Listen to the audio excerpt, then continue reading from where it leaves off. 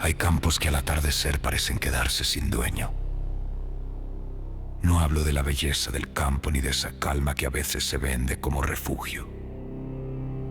Hablo de otra cosa. De ese momento en que el sol ya no calienta, cuando la luz se vuelve amarilla y enferma, y todo lo que crece alrededor empieza a parecer más alto, más seco, más ajeno. Como si la tierra hubiera decidido cerrarse un poco, apenas lo suficiente para que uno entienda que ahí no pertenece. A mí me pasó al norte de una carretera secundaria que ya casi nadie usa. Había tomado ese camino para ahorrar tiempo. Una decisión simple, una de esas decisiones insignificantes que después cuesta recordar sin sentir vergüenza. El auto empezó a fallar cuando el cielo ya se estaba apagando. Primero un tirón leve, luego otro. Después ese silencio brusco del motor muriendo en medio de la nada.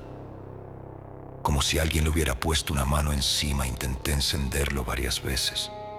Nada. No tenía señal. No pasaba nadie. A los dos lados del camino había maíz. Filas interminables de tallos secos, tan juntos que parecían una muralla hecha de huesos delgados.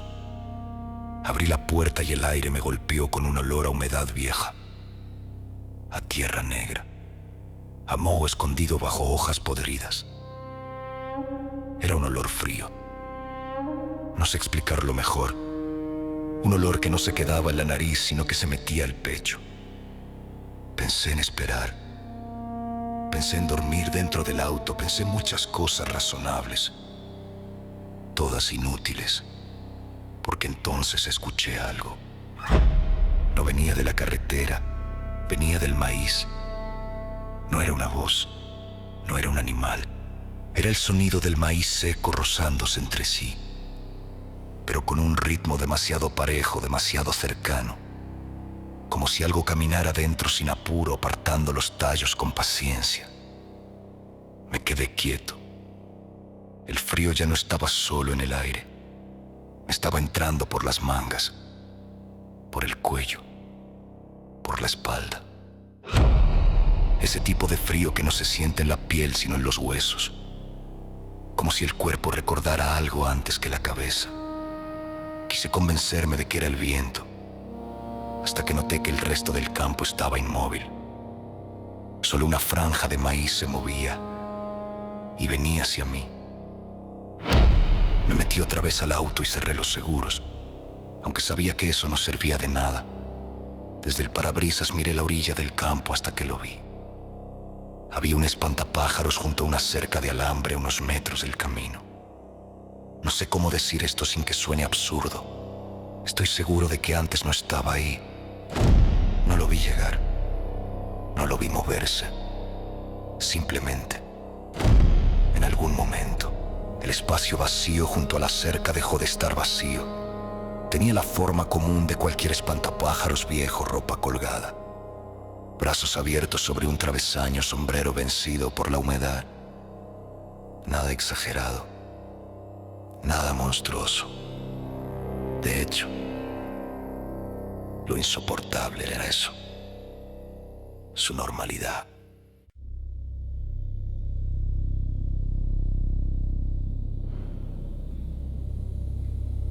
La manera en que parecía un objeto rural, gastado por las estaciones. Algo que uno no mira dos veces, pero cada vez que apartaba la vista y volvía a buscarlo, estaba un poco más cerca. No caminaba, no corría, no inclinaba la cabeza, no hacía absolutamente nada, y sin embargo la distancia se estaba cortando. Bajé del auto porque quedarse adentro se volvió peor. El vidrio reflejaba el cielo oscuro y el maíz detrás de mí. Sentía que no iba a ver lo que tuviera a la espalda hasta que estuviera demasiado cerca. Afuera, por lo menos, podía girar, podía escuchar, Podía respirar ese aire helado y podrido sin la sensación de estar atrapado en una caja. El campo sonaba distinto ahora. El maíz seco rozaba mis piernas con un siseo áspero cada vez que el viento apenas se levantaba. Había humedad en el suelo. El barro se pegaba a las suelas como una mano floja. El olor a moho se había vuelto más intenso, como si la noche lo exprimiera de la tierra. Y el espantapájaros seguía ahí, quieto. Tan quieto que dolía mirarlo. A veces uno piensa que lo aterrador es el movimiento repentino. No. Lo aterrador de verdad es una cosa inmóvil que empieza a sentirse presente. Una figura que no actúa, no amenaza, no persigue, y aún así obliga al cuerpo a retroceder, como si tuviera el peso de una mirada sin necesidad de tener ojos. Intenté alejarme por la carretera, pero algo dentro del maizal empezó a acompañarme desde adentro. No podía verlo, solo oía el roce paralelo, la misma velocidad que mis pasos. Si me detenía, se detenía. Si avanzaba, avanzaba. Entonces miraba hacia la cerca y el espantapájaros aparecía otra vez en otro punto. Más adelante, esperándome sin haber dado un solo paso. No era el espantapájaros lo único que me acechaba. Era como si el campo entero lo obedeciera. Como si todo ese lugar girara a su alrededor. Supe que estaba perdido mucho antes de aceptar que necesitaba ayuda. No del tipo de ayuda que uno pide por teléfono o en una gasolinera. Hablo de la ayuda que uno le pide a algo cuando ya no le encuentra forma humana a la noche. La lógica de supervivencia es una cosa triste. No te vuelve valiente, te vuelve obediente. La oscuridad cayó por completo y con ella llegó el sonido de algo arrastrándose entre los surcos. No con violencia, no con hambre, con una paciencia insoportable. Como si supiera que el miedo también cansa y que tarde o temprano uno comete un error solo para dejar de esperar. Yo ya no sabía hacia dónde estaba la carretera. No podía ver el auto, no veía luces de ninguna casa. Solo maíz, humedad, ese frío que me tenía los dedos torpes. Y el espantapájaros una distancia imposible de calcular. Siempre en la periferia, siempre donde la vista no alcanza a fijarse del todo. Si lo miraba directo, era una silueta inmóvil. Si parpadeaba, estaba más cerca. Si giraba la cabeza, aparecía entre dos hileras. Apenas sugerido, apenas suficiente para que el cuerpo entendiera antes que la mente.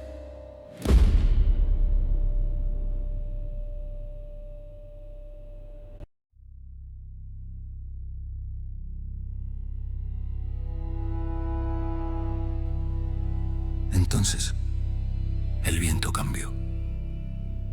Pasó entre las hojas secas y el sonido tuvo una forma, no una voz. Una intención. Un susurro quebrado. Como aire filtrándose por una rendija vieja.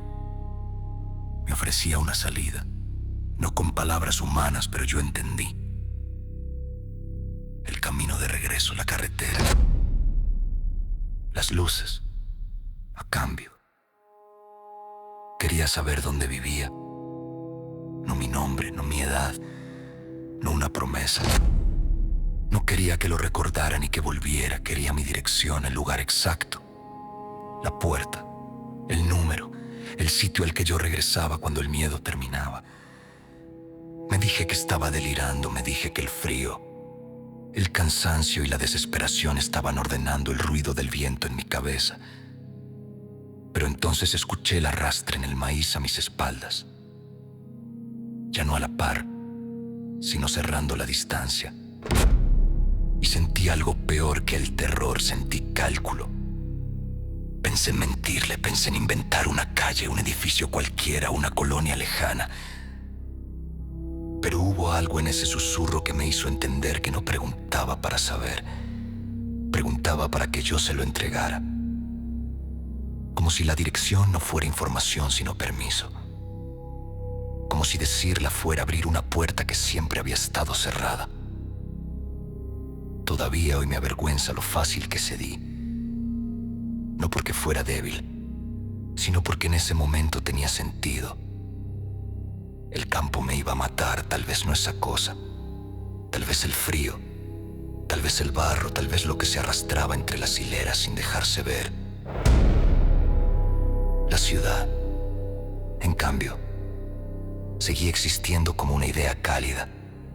Mi departamento, la luz del pasillo, el ruido del ascensor, la gente detrás de otras paredes, la seguridad vulgar de una cerradura. Así que se la di. La calle, el número del edificio, el piso, la puerta. Cada dato salió de mi boca con un vapor blanco visible en el aire helado, como si el campo lo estuviera respirando. Después de eso hubo silencio. Un silencio tan completo que hasta el maíz dejó de rozarse. El espantapájaros estaba frente a mí, a unos pocos metros, quieto, inclinado apenas por el peso de la humedad. De cerca olía tela mojada, tierra removida, madera podrida. No adivantó la cabeza, no extendió los brazos, no hizo nada ahí. Sin embargo, algo cambió. A mi derecha, entre dos hileras, apareció un sendero que yo juraría que antes no estaba. Una línea de barro menos oscuro, una abertura estrecha en el maíz suficiente para pasar. Seguí ese camino sin mirar atrás. Las hojas secas me rozaban la cara. Los hombros, las manos sonaban como papel viejo pegado a la piel. Cada paso levantaba olor a moho húmedo. El frío se me metía por los dientes. Caminé durante lo que pudieron ser minutos o una hora, hasta que vi la carretera. Mi auto estaba ahí con las luces intermitentes encendidas, como si nunca hubiera estado lejos, como si no hubiera pasado nada.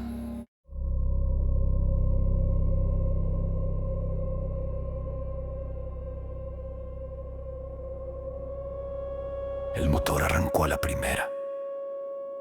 No tuve valor para preguntarme por qué. Conduje hasta la ciudad sin detenerme. Cuando aparecieron los primeros edificios, sentí ese alivio miserable que solo se parece a la felicidad si uno ha tenido miedo de verdad. Había tráfico, semáforos, ventanas iluminadas, gente esperando en una parada. Todo lo que unas horas antes me habría parecido rutinario, de pronto era una prueba de que el mundo seguía siendo normal. Subí a mi departamento pasada la medianoche. La luz del pasillo del edificio parpadeaba. Como siempre. El ascensor olía a detergente barato y metal. En el quinto piso alguien tenía un televisor encendido. Escuché una risa grabada detrás de una puerta. Casi lloré de alivio. Abrí, entré, encendí todas las luces. Nada. Mi sala estaba igual que siempre. La mesa junto a la ventana, la taza que había dejado en el fregadero esa mañana, el abrigo sobre la silla, la ciudad zumbando del otro lado del vidrio, indiferente, inmensa, salvadora. Me duché durante mucho tiempo, el agua caliente me devolvió las manos, la espalda, la respiración. Me repetí que había sido una crisis nerviosa, una acumulación de cansancio. El campo tiene maneras de deformar la percepción. La noche también. Uno se sugiere cosas cuando estás solo. Uno escucha palabras donde solo hay viento. Uno imagina figuras donde solo hay postes y ropa vieja. Eso me dije. Eso seguí diciéndome hasta que salí del baño. Entonces la vi. Sobre la alfombra de la entrada vi una huella de barro. No varias. Una. La marca completa de una bota vieja. Pesada. Hundida en humedad oscura. Como recién apoyada. empezaba unos centímetros adentro de la puerta orientada hacia el interior del departamento. No había barro en el pasillo. No había barro en mis zapatos. Me quedé mirándola sin acercarme, con la toalla todavía en los hombros, sintiendo otra vez ese frío imposible entrarme en los huesos. Quise pensar que la había dejado yo sin notarlo. Quise agacharme y tocarla para demostrarme que era tierra común. No lo hice. Levanté la vista muy despacio hacia la sala, luego hacia la cocina, luego hacia el pasillo que llevaba a mi cuarto. Todo estaba en silencio. La ciudad seguía ahí afuera, enorme y brillante. Pero mi departamento ya no se sentía dentro de la ciudad, se sentía reclamado. Caminé hasta el dormitorio como si el suelo pudiera romperse bajo mis pasos. La luz del techo estaba encendida, la cama tendida, la ventana cerrada desde dentro, y sobre la almohada, en el centro exacto donde apoyo la cabeza cada noche, había una sola hebra de paja seca, delgada, pálida, perfectamente inmóvil. No parecía caída por accidente. Parecía puesta, como una señal pequeña, humilde, imposible. Entonces entendí la regla de oro del espantapájaros. Nunca le digas tu dirección, porque hay cosas del campo que no quieren llevarte con ellas. Les basta con saber cómo entrar cuando regreses solo.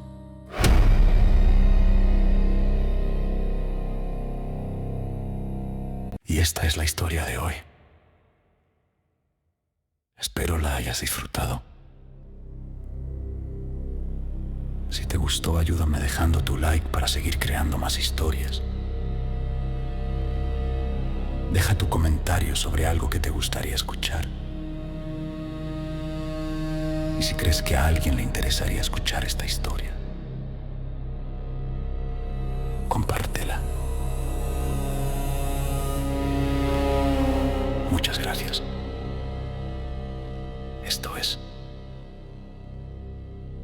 Ecos de Sombras.